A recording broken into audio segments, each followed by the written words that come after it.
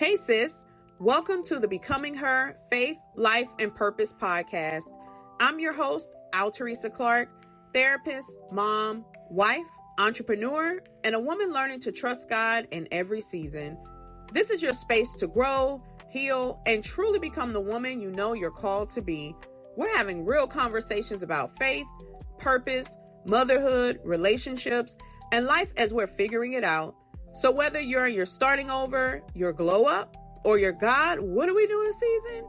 You're in the right place. Take a deep breath, get comfortable, because we're becoming her together. Hello, hello, hello. I am Teresa Clark, and welcome to our first episode of the Becoming Her Faith, Life, and Purpose podcast. I'm super, super excited to be here with you all today. This is our very first episode. And for those who do not know, I am your host, Teresa Clark. I am a licensed therapist. I'm a wife. I've been married for 16 years to my high school sweetheart. I'm a mom. I have two boys, 14 and 9, and I'm an entrepreneur. And so I am not new to podcasting. This is actually my second podcast. I had a podcast with my best friend that we launched over the pandemic. And to be honest, life just started lifing and we paused our podcast. But, I always had it on my heart to continue podcasting. And I had I would say a life-altering journey in the past 2 years. And God laid it on my heart to share my story to help other women who are going through different life challenges or just becoming or just growing and evolving. And so here we are for our very first episode. So what is the Becoming Her Life, Faith, and Purpose podcast? Well, this podcast is really for women who are on a journey to discovering who they are, figuring out their purpose, going through life, trying to walk in what I would say the life that God called them to live. And I took that journey starting in 2024. And I wanted to also create a podcast and a platform for other women who might be going through similar or same just life stuff that happens to us as women. And so this podcast is for you. And so this very first episode, I wanted you all to kind of get a deep dive into how I got here, a little bit about me and my story. Now, you will hear pieces of my life throughout the episodes. I will also bring on guests who are also some amazing women who are also becoming and evolving into the woman of God they're called to be. I am a God girl. I love the Lord. And so faith is a part of this podcast because without it, I would not be here. And so as I navigate each episode, you'll hear about my walk. And as a Christian, you'll hear about my life as a mom, as a wife, as an entrepreneur, as a friend, the many different hats that I wear, my journey with grief, because I've lost quite a few people in the past 6 years in my life, and how I got here. And so if this is something that you're interested in, buckle up because we are going to take a journey to becoming her together. And so the first part of my podcast, I really wanted to share my journey, a little piece of my journey. I'm 38 years old. And so I would say my 30s was really the year of refining and figuring out who I was, because in my 20s, I thought I knew, but looking back, girl, I didn't know. So I would say in 2024 was really, really the moment, or my aha moment, or, my light bulb moment, whatever you want to call it, of when I realized, girl, you are not living a life that you wanted. You are not content. You are not happy. You are not experiencing real joy. I think it was moments of joy, but I realized that I was showing up wearing a mask in a lot of areas of my life. And I didn't know how I got there. And so let's go back. It was January 2024. No, seriously, it was January 2024, the beginning of the new year.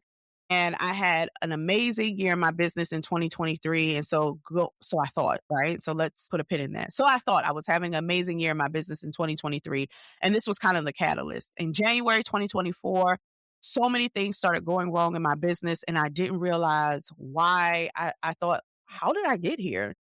Things were slowly bleeding in my business and I wasn't paying attention to them. At this point, I was really hands off on my business. I had delegated tasks to other people. And lo and behold, I wasn't overseeing the people who I delegated the task to realize that things were not right. And so February hit. and there was a big issue in the medical world when it came to an insurance issue, and it affected my business heavily. And from there, things just started snowballing. I would say February into March, I was in tears, realizing that, oh my gosh. For those who do not know, I am, a full-time entrepreneur. I own a mental health group practice, Inspired for Purpose Counseling Services in South Florida. And so in my group practice at the time, I had the highest amount of staff I had at the time, almost 20 therapists working for me.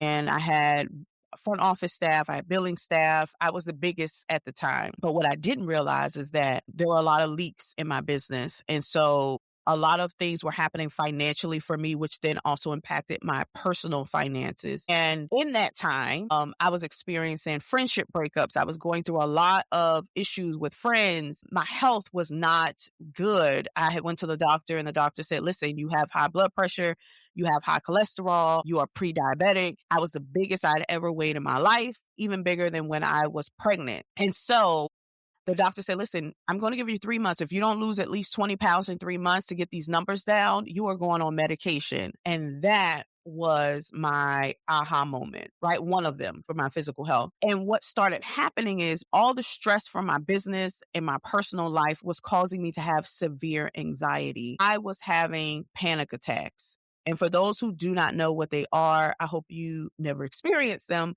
But for me, they felt like I was having a heart attack, and I was having them like twice a month. And I'm a therapist, y'all. So I should have known this, but I was in denial. I was going along, pushing through, trying to push through, put on this brave face, and my anxiety was through the roof. It wasn't until I was going to the mall where I live, and I said, you know what? I'm frustrated. I'm overwhelmed. I'm just going to have a shopping day. I'm just going to go to the mall and shop, like shopping was going to resolve those issues. But in my mind, I thought, let's go shopping, girl. So I'm going shopping, and in the mall, I'm like, oh my gosh, I can't breathe. It felt like I had ran up 3 flights of stairs, and I'm like, oh my gosh. And so in my mind, I'm like, can I breathe? What's happening? Oh my gosh, am I having a heart attack? So I sit down, and I'm like hyperventilating, and it hits me, girl, you're having a panic attack in the middle of the mall. Now, I was shopping, doing something that I love to do, but in the midst of that, I was having a full-blown panic attack in the mall.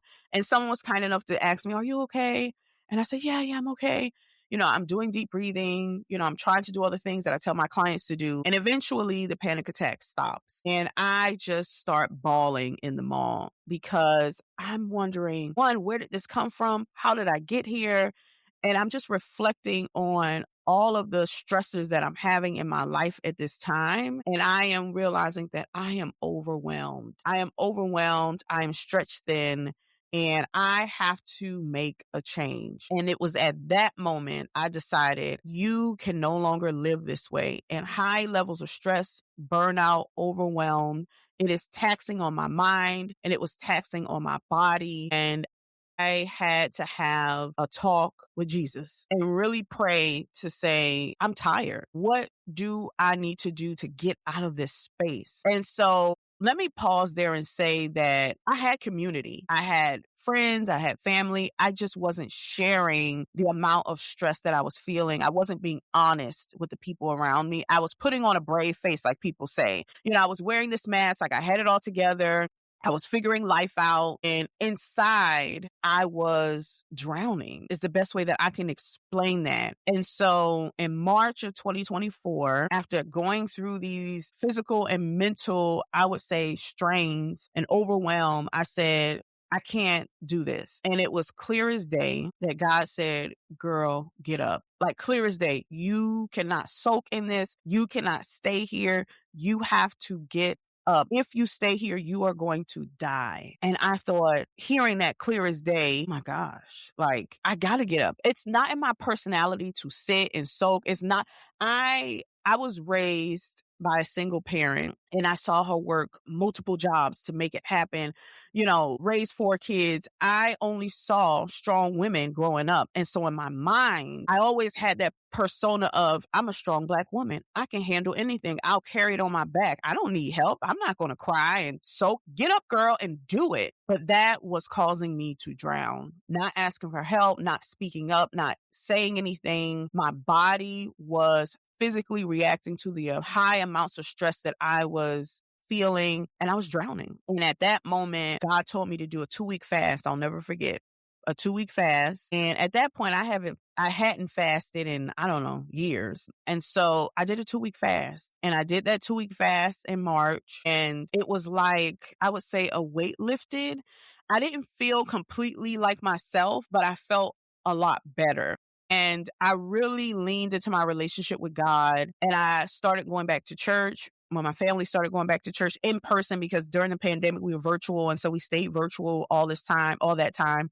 And then I said, you know what, we need to go back physically into the church. So we started going back to church. I started sharing a little bit more with my community and telling them, I need help. And people started purging out of my life. Either they walked out of my life or I had to let them go. I had a lot of toxic people around me in my business and in my personal life. And for me, I call myself a recovering people pleaser, because I always think of how I'm going to make other people feel.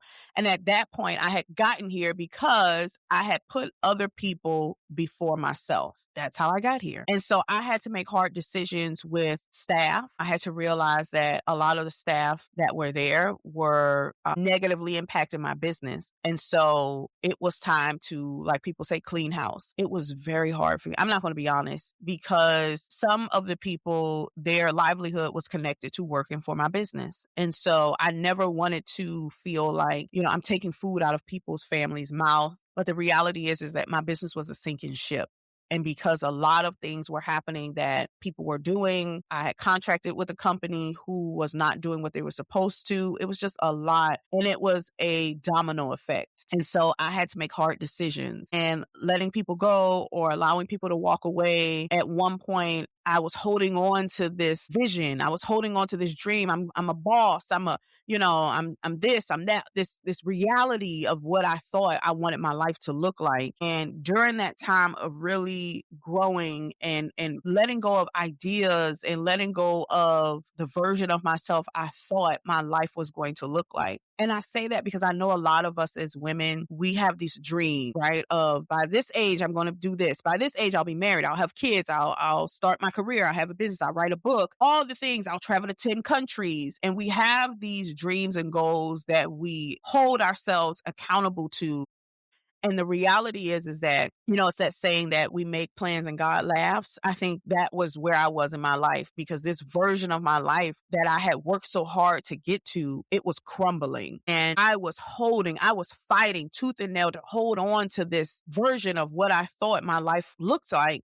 And it was to my detriment. It was like, girl, let go. Like, you are drowning, trying to hold on to these things. Girl, let it go. But I was fighting with God. I was like, no, I'm going to make it work. I'm going to do these things. And the reality is, it's like, girl, you're only hurting yourself. In the end, you are hurting you. You let it go. And so I know a lot of us struggle with letting go, and we struggle with change. And at some point I was like, you know what? I am going to surrender to you, God. I am going to let go. And the saying, let go and let God, is really what I did, because doing it my own way got me to where I was. It's like, girl, look around. You are on a sinking ship and you are trying to hold on to things where God is telling you to let it go. Try it his way, because your way is just not working anymore. And it was like a release to slowly let go of things and slowly let go of people that didn't serve me anymore. And was it hard? It was. I was scared. I was sad. I was grieving the loss of the things that I had to let go. I had friendships that I had to let go, that they were so toxic. And because I am a giver, I am an empathetic person. For those who are around me, like, at some point, if you needed the shirt off my back, I would give you the shirt off my back, just because I was that much of a giver as a friend. I was always there when my friends needed me. I was always there for the people around me. And even that, to a certain extent, was to my own detriment. I was putting others before myself all around. And I realized that I could no longer do that. I had to prioritize me. I had to get to a place where I was prioritizing my own mental health, my own physical health, my own needs. And I had to realize that no one was going to save me. Looking around, hoping that someone would pull me up and do the work. And it's like, no, girl, you have to do your own work. You have to be your own superhero, right? Outside of God, you have to save you. You have to realize that no one's going to throw you a raft if you're not even willing to grab it. And so at that point, I had to strip myself of things, people, behaviors that I had. And I realized in doing all that, I was an emotional eater, and I kickstarted my mental health journey. I got into therapy. I had been in therapy on and off since 2021, since my mom passed away. That was the catalyst for me to get into therapy. And I had worked through grief. And so January 2024, I was like, I'm good. So I thought. So I got back into therapy, and my shout out to my therapist, amazing Black woman doing amazing work. Her dissertation was around the strong Black woman syndrome. And so she was the perfect fit to get me through that season of my life. I had reconnected with my faith, and I started my physical health journey. It was a total, I would say, package of what I did. I worked on my mental health. I worked on my physical health. I worked on my spiritual health. I worked on my community, the people that I had around me. I really worked on every aspect of my life. And was it hard? It was one of the hardest things I ever had to do in my adult life. But being on the other side of it, to date, I haven't had a panic attack since February 2025. I've lost to date 95 pounds. Yes, 95 pounds. And I equate all of that. I have to give God all of his credit, because without him, I would not be here. Whole, healed, and really just feeling joy.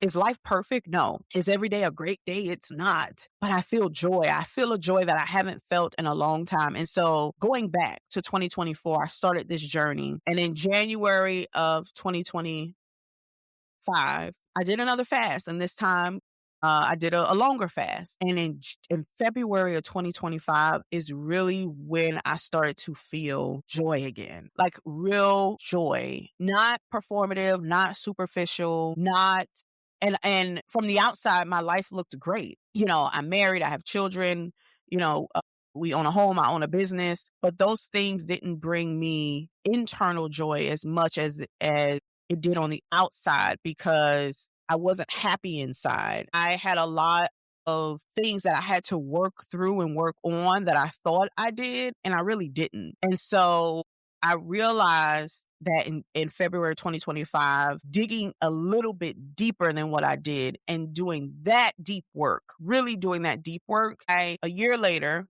well, we're a little past a year later, I'm here. I did the work. I leaned in. I started loving myself on a different level that I've never loved myself before.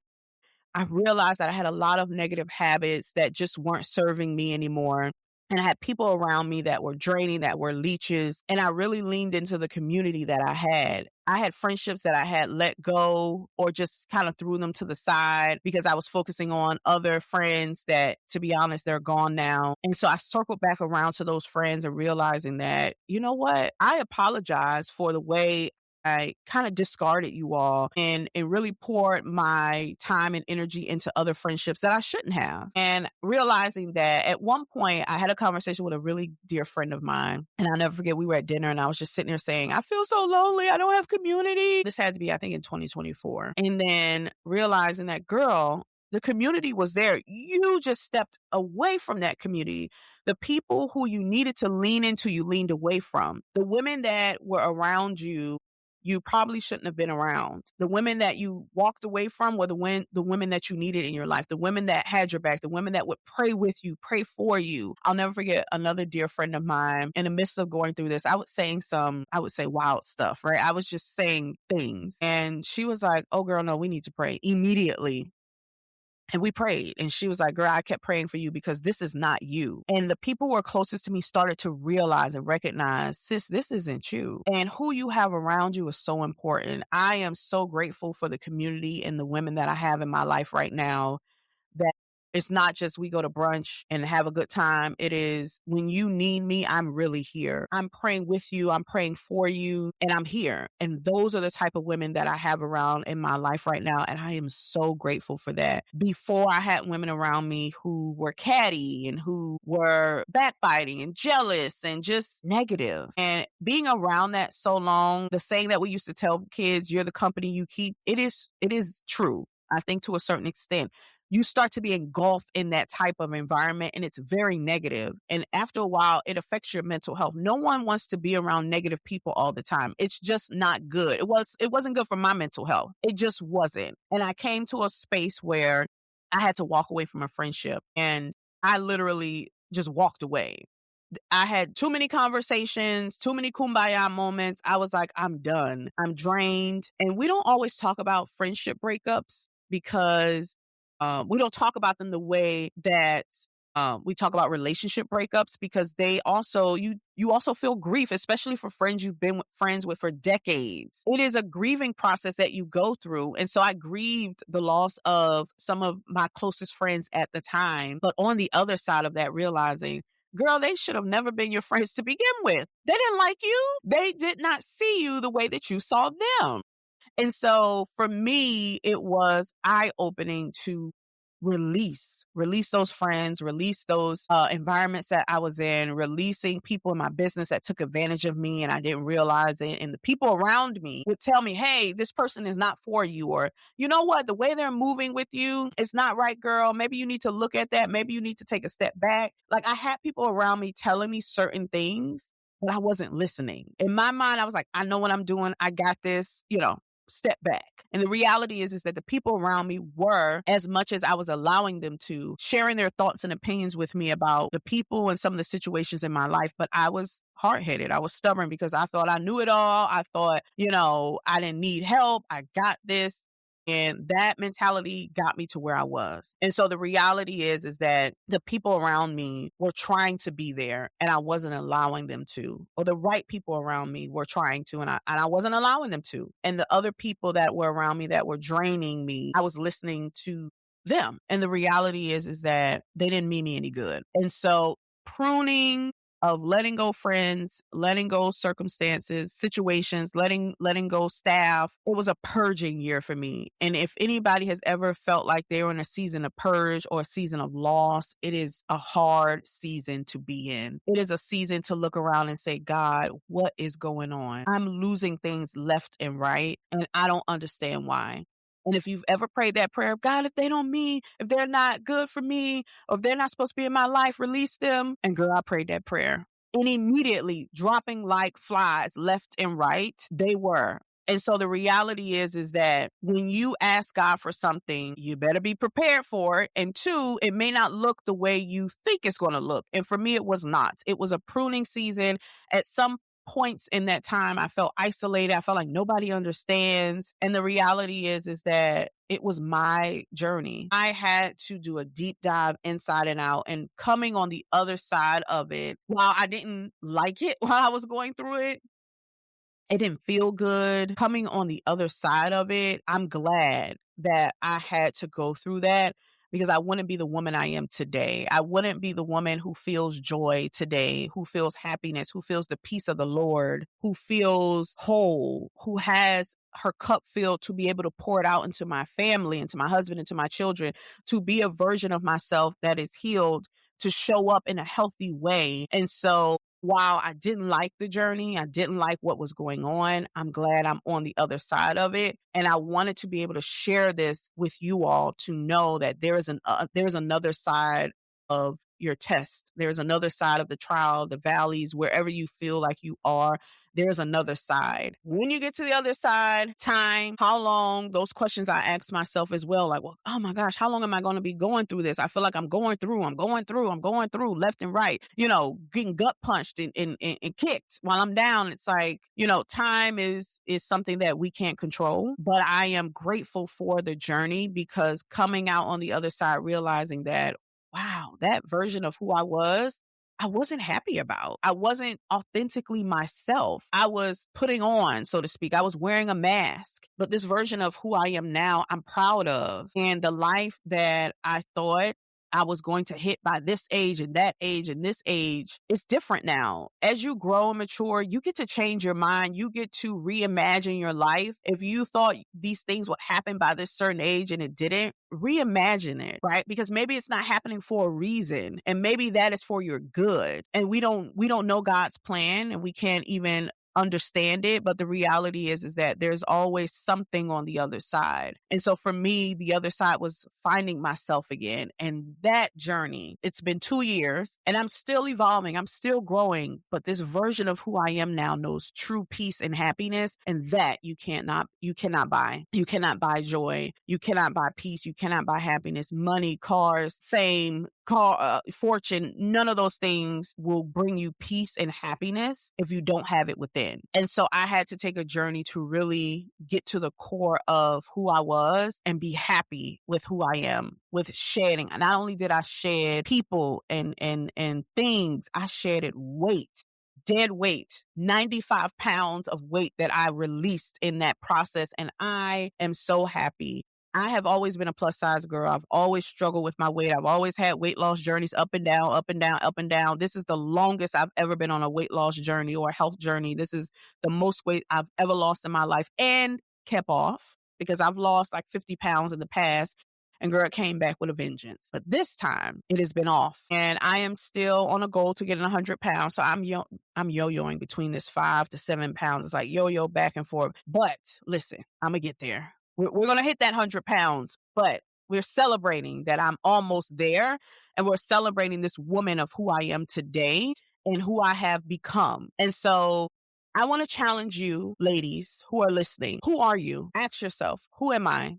Who do I want to become? When you look in the mirror, are you happy with the version of yourself that you see in the mirror? And if the answer is no, the wonderful thing is that God woke you up this morning, you can do something about it. Sitting in your unhappiness, sitting in your misery, sitting in a space where you are not even comfortable with looking at who you see in the mirror. And I'm not talking about just physically what you see, but internally what you see. If you are not happy with her, do something about it. And do something about it before you don't have a choice, before circumstances make it hard for you to, right? Get up and make a conscious decision to change your life. Now, there are certain things that are outside of our control that we cannot change. I'm not talking about those things. I'm talking about, sis, the things that you can change. You don't like your job. You don't like your health. You don't like the people around you. You don't like the man you're with. Like whatever it is, you're not walking in your purpose. There are gifts and talents that God has placed inside of you that you are not utilizing or even walking in. Those things you can do something about. Fear is paralyzing you. Fear is stopping you. Fear shows up, but we know that God did not give us the spirit of fear. So you are going to have to do it scared. There are so many things that I do scared, and the people around me, my community, is always saying, you never look nervous. I'm like, I am nervous, but I'm doing it scared. This podcast that I'm doing by myself, I had a lot of fear and trepidation around it, because I'm like, I'm starting this new thing. Who's going to listen? Who's going to support? I'm doing it without my best friend. Blah, blah, all the things. And the reality is that fear may show up, but don't allow it to paralyze you to where you do not walk or do the things that God has called you to do, the gifts and talents that you have, or sitting in misery and unhappiness because of fear. Life is so short. We are in some sad, sad times right now. And looking around you, there are so many people that are suffering, and there are so many things that are happening in the world.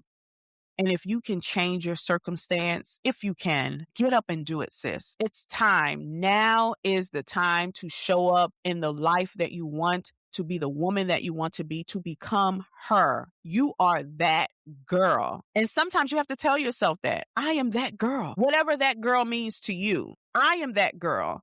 I am in a stage where I am romanticizing the life that I live. I'm not waiting for some aha moment. I'm not waiting for some fancy. I'm not waiting for some time. Do it now, because time, we don't know how much time we have on this earth. And what I don't want to live in is in regret. Been there, done that. So now I live life in a newness, right? I see it differently. And Is everything perfect? It's not. Do I have all the desires of my heart? I don't. But I'm not riddled with anxiety and panic attacks and my health. I can't even walk up a flight of stairs, and I can't play with my children, and I don't have those thoughts anymore. I don't have those feelings. I'm not that person anymore. I'm in a different space of my life, and I couldn't be happier.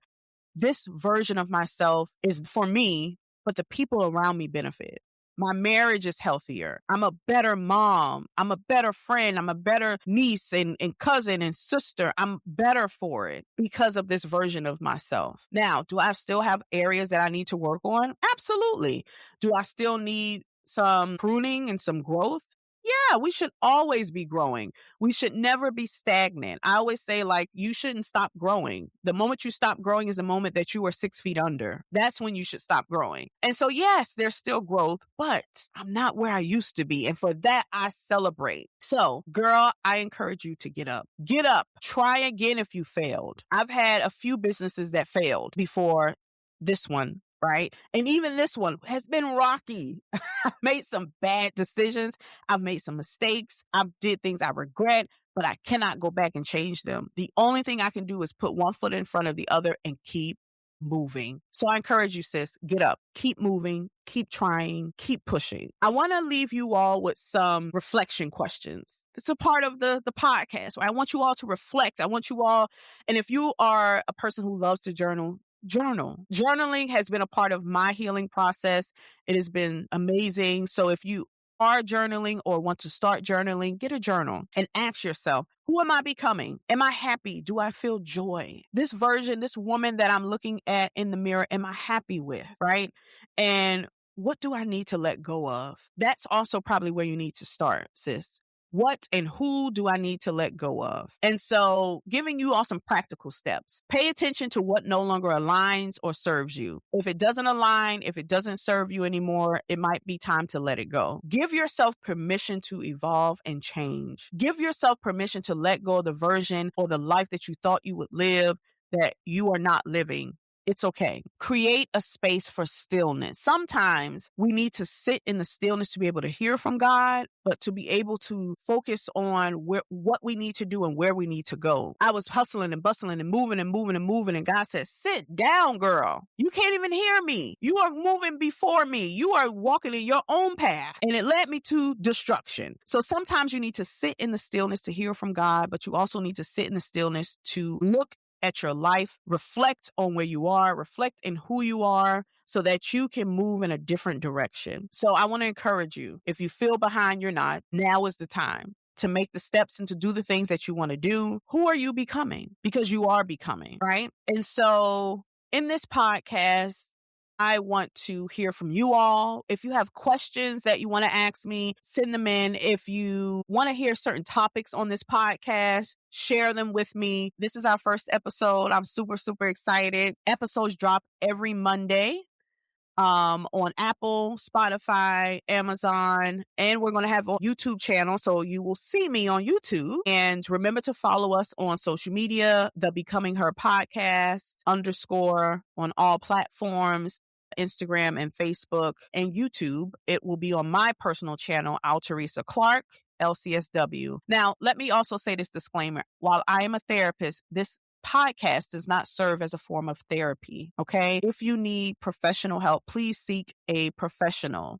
This podcast is a supplement to your healing journey, but it is not therapy. So I need to say that disclaimer because I am a therapist. I would strongly encourage you to actually go to therapy, some form of therapy, and use this podcast as a supplement. So as we wrap up this episode, I want to encourage you all to say this with me. I am becoming her. We're going to close out this episode with taking some deep breaths in and out. Understand that you are growing. Understand that you are evolving. Understand that you are becoming her because we're becoming her together. Thank you. I'll see you next time.